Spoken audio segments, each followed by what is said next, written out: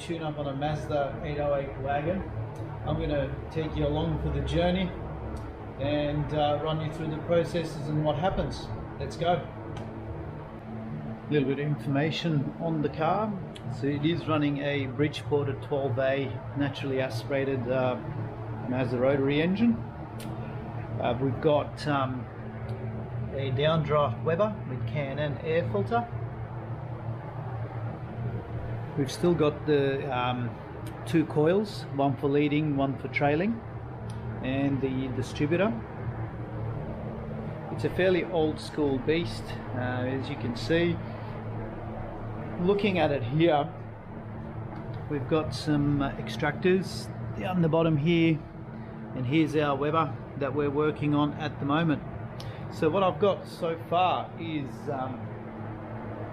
I've done some baseline runs with my basic jetting. Now I'm hoping this comes across well on the camera because the TV seems to be flickering. Okay, so what I've got happening is I've got the engine revs down the bottom, as you can see, and then I've got horsepower along this graph, and on this axis I've got air fuel ratio. So I've done a couple of runs here, one green, one red, as you can see, hopefully can see, and I'm about 150 horsepower at the wheels at about 7,500 RPM, just zooming out so you guys can get a good look at it. Okay, so my fuel mixtures, they're not too bad because this was my sort of running in jetting for it, probably a little bit on the rich side. So we're holding average of somewhere around 12:1 air fuel ratio. I'm going to try lean it off a little bit from here, see if it picks up any power. I mean, if it's going to pick up anything, it's not going to be much from this point. I find that from my experience, anywhere between say 13.1, 13.3 to about maybe 11.8, they seem to sort of run within a few percent of the peak power that they're going to make. Clarification, a lot of people ask me, oh, what are these strange looking fans you run? These are 240 volt fans.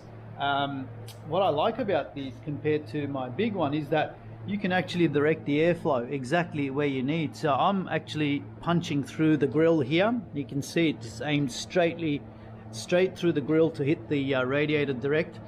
Any big fan, anything else, it kind of hits everywhere else. Yes, you're blowing a lot more air, but probably no extra air is going through where you need it to go. Then I've got one lower one here directly aimed at the engine oil cooler, so that way it takes care of the oil cooler there, and the other fan's taking care of the radiator. And the car seems to run really nice because I've got the air going exactly where I want. I've got the air filter off so I can show you more of the carburetor. These are the trumpets, or the air inlets. You can see down the barrels here. As you open the accelerator, you can see the butterfly down the bottom opening up and closing. Hopefully you can see that. I don't have the greatest lighting, so you can see the mist of fuel, or basically fuel smoke coming through there. Okay, so on these carburetors we've got numerous adjustments. So we've got idle screws here which control the mixture at idle. Then we have for each barrel, basically these adjustments are repeated for each barrel. So we've got one idle screw and there's another one there, but imagine this being one lot for the front rotor, one lot for the rear rotor. So on here we've got the main jets, which is this one here. These guys work from usually a third of the throttle up. They're predominantly half throttle up is all on the main jets. Then we've got here the idle jets right next to it, just here where I'm pointing with the screwdriver now. These are called idle jets, but actually on these carburetors or most Webers, we actually have idle screws that control the idle mixture. What these control is mainly the progression circuit, so it's between the idle and the main. So we've got 3 circuits and they all cover and overlap different regions of operation. So when I want to adjust mixtures half throttle up, it's mostly on the main jet. When I want to adjust mixtures, say from close throttle to about 10-15% throttle, it's this guy here, it's called the idle jet, or I like to call it the progression jet. I've loosened off the main jets and I'm going to lift them out now. It's kind of hard when you got the camera in one hand and trying to do it with the other. Give it my best shot. Here we go, here is one.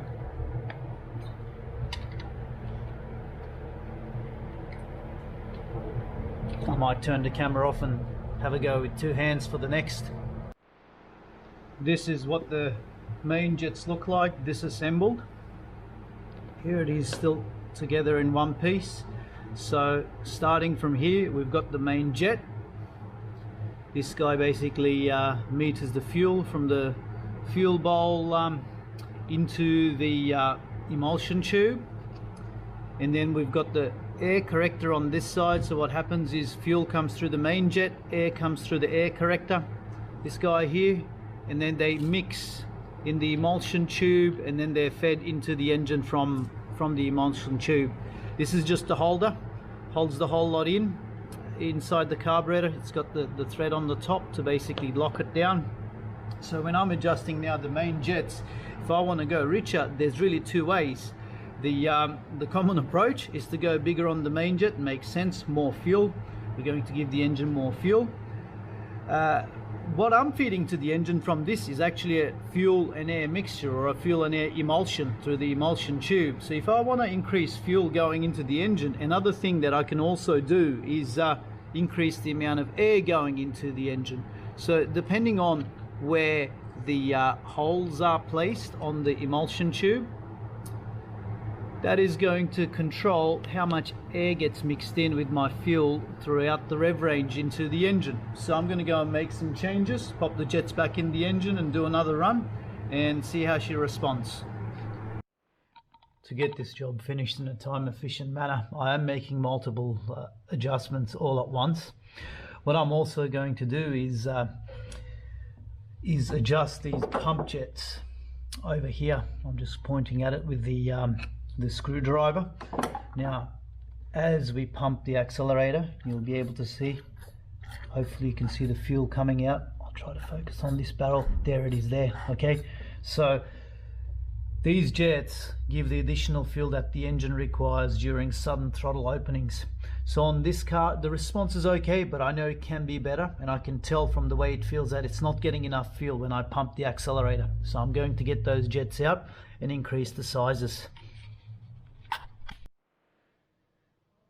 Talking about getting to the pump jets, you have to lift the top of the carburetor off, so everything needs to get undone from here. So it is a change that I need to get right, because this is quite lengthy to get in here and back out.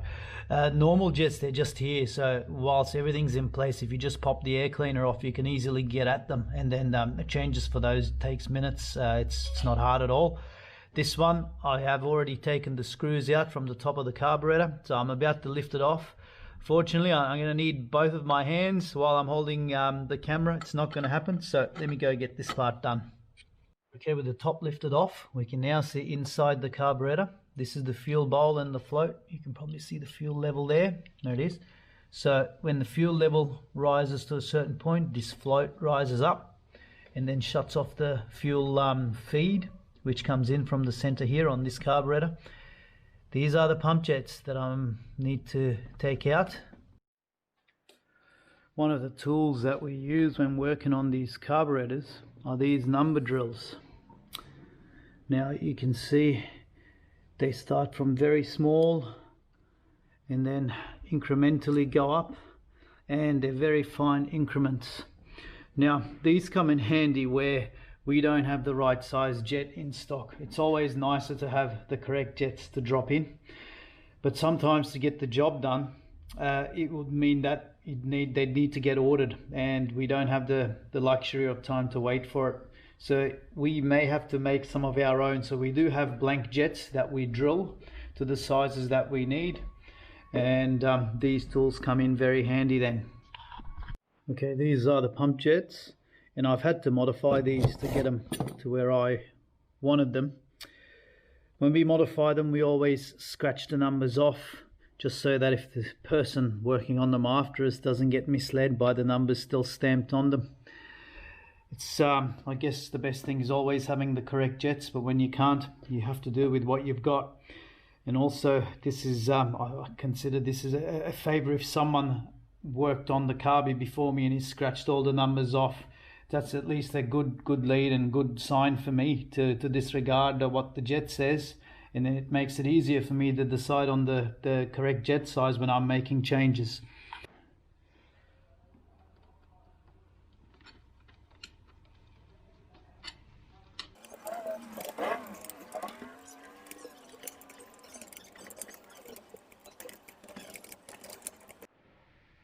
She's all back together. I've got the air filter back on as well. I do find that depending on air filters, they make a lot of differences to the mixtures. Some filters a little bit, some filters quite a lot. Best not to take the chance. However, whichever filter you're running to jet the car, that's the one that you should always stick with. Obviously starting with a clean filter so your jetting and your carburetor settings aren't affected. Okay, well, let's run her up and see how she goes.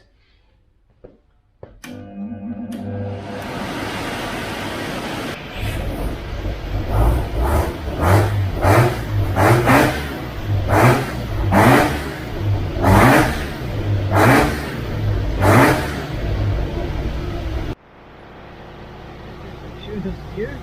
So I've got my Dyno screen on that side. Away.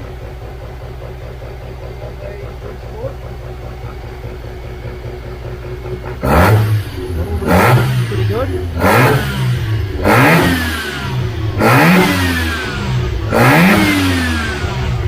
I'm happy with that.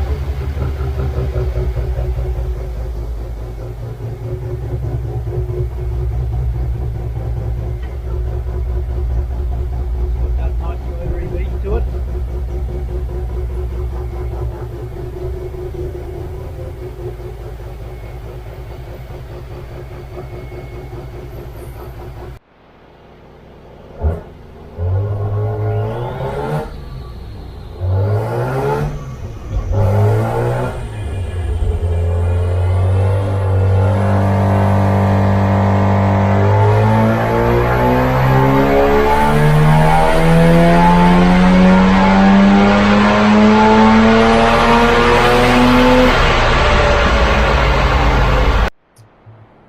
I have a problem, and I think I know what it is. When I get to high RPMs, the engine's starting to lean out unexpectedly despite having the correct jetting. What I believe is happening is I'm emptying out the carburetor by the time I get to the end of the run. So basically the supply to the carburetor is not keeping up with the engine, so I'm emptying out the fuel bowl by the time I reach somewhere near redline. I'm going to pull the Carby down and see what I can do. I think I'm onto something. Here is what I can see on the dyno after the jet changes. So if we look up here, the pink red line is the after run, after the jet changes, and the greens before. There is a slight power gain, so we are up by about 5 horsepower. And if we look at the mixtures here, you can see that the green one was somewhere around 12 to 1. The pink red one is somewhere around 12.5. We're about 13.1, 13.3 there. And you can see when we blend it off, there's just this slight power gain, and I'm going to leave the jetting there. That looks good to me.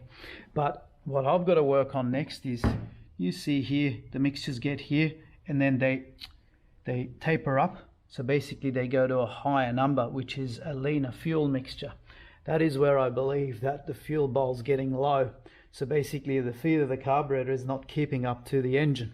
Okay, let's pull it down and see if my theory is correct. I have pulled off the feed to the carburetor. So we've got a 200 on the needle and seat. So this is what controls the flow into the carburetor. Once the carburetor bowl is full, the float comes up, pushes here, and blocks off the fuel flow into the carburetor. So I've got a 200 in there, and I do have a 300 available here, which I'm going to fit next and try and see how the car runs up with that. I've got the larger needle and seat in. Let's see what kind of a difference it makes. Keen to see the changes.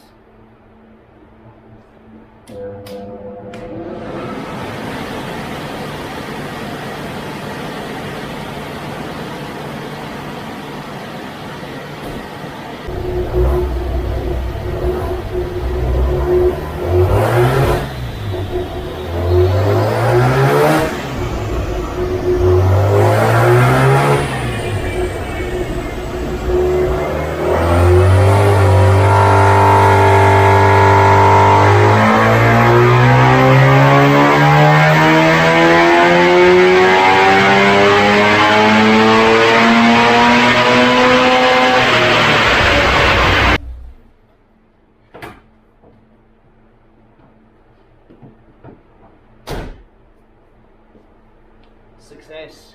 Let me show you on the dyno. So looking at fuel mixtures, we were this pink line before where we got this lean out condition where our mixtures were going leaner, higher up, and on the grey one, which is the new needle and seat, you can see that it stays all the way flat to 7.5, nearly 8,000. I revved it a little bit harder this time to get to there. Now, I don't know how my camera's recording this screen. It's starting to annoy me, but we might have to do with that. So to recap what's happened, once I've fitted the larger needle and seat, which is a 300, it allowed more fuel to remain in the carburetor. So I wasn't running the carburetor dry by the time I got to the end of the power run.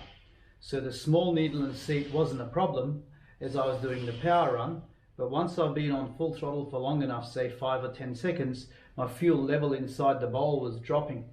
So going to a larger needle and seat, it's fixed that problem. So we went from a 200 to a 300, which theoretically has at least 50% more flow, because I believe the number refers to the size of the orifice that feeds the carburetor. So if we actually work off the area, well, we should have somewhere near double, if not some more on top again. So far, so good. For the next phase of the tune-up, I'm going to be focusing on the ignition system. I'm reasonably happy with fuel. I don't think there's any more to be had out of this carburetor. I can still chase a little bit more here and there, but carburetors are a bit of a compromise. Past this point, if I sort of improve one area, I have to give away from another area. Bit like my pump jet, which is probably a little bit large in some areas now, but just to give crisp response off idle, it had to be that large, which is a little bit too large for everywhere else, but that's the kind of thing that you have to make a decision and settle for with Carbys. So then on the ignition system, we've got 2 coils here for leading and trailing. So rotary engine runs 2 plugs per rotor. So I'll try to see. Okay, so here we go. That's our leading plug on the bottom. That's our trailing plug for the front rotor. And we've got the same for the rear. So one coil runs the leading plugs, one coil runs the trailing plugs, and the gap between the two is also adjustable from the distributor. So on these distributors, we mainly have 2 adjustments, which is my total timing adjusted by turning the distributor. That adjusts both leading and trailing, and then I've got an adjuster here just for the trailing gap between leading and trailing. Typically on a Mazda engine, the gap is about 10 degrees. So what that means is if my leading fires at 20 degrees and I have a gap of 10, then my trailing fires at 20 minus 10 at 10 degrees.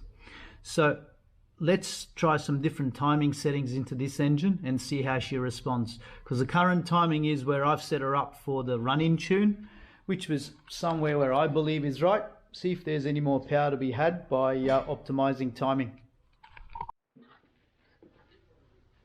Okay, so the way I normally do it is this way. I've got a baseline run. I always try less timing first to see how much power I lose, because by running less timing, it is safer on the engine. If I run less timing and the engine doesn't lose any power, well, I know the direction that I need to head in. When I run less timing and we lose power, well, I'm going to head in the opposite direction. So this is where the dyno is really useful, so you can try the changes and see how the engine reacts, rather than just setting the engine to a certain timing that you know is going to be roundabout right. This way we can arrive at the perfect timing that the engine should need. Okay, I'm going to fire up the fans and give it a go.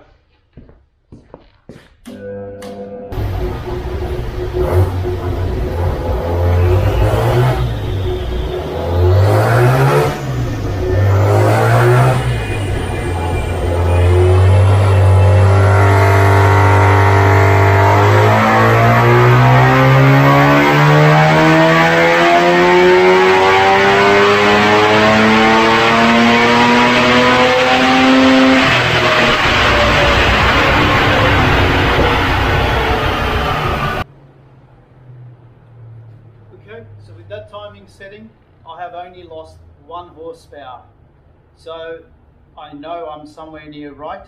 Oh no, that's not quite correct. I'm probably dead on just about now, because I'm 1 horsepower short of the timing that made the best power. I am erring a little bit on the safer side. I don't mind giving 1 horsepower away, knowing that my timing's where it should be. Okay, let's go. Here is my before and after with the timing.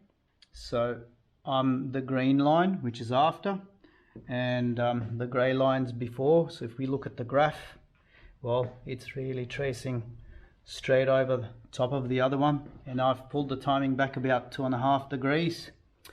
I am going to leave it there, and I'm not going to pull back anymore, just so that I have enough timing for part throttle, because I'm not running any vacuum advance on this distributor to advance it at light loads. So I'm happy with that. Let's lock it in.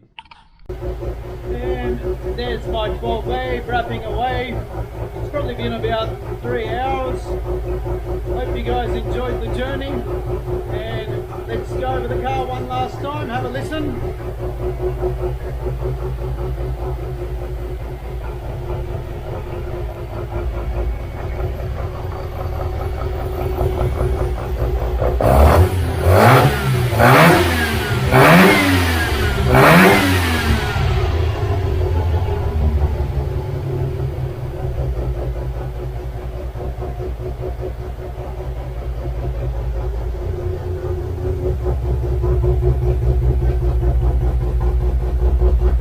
She's got a nice even beat.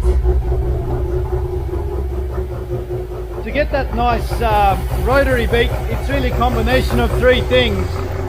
One is engine porting. Turn the engine off so you guys can hear. One's engine porting. Obviously you must have the right porting to allow that kind of idle.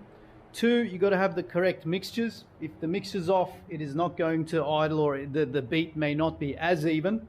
And the 3rd one is running the correct ignition timing. Again, if the combination of those 3 things, if they're not working together, it is not going to sound nice. But this one's got my vote.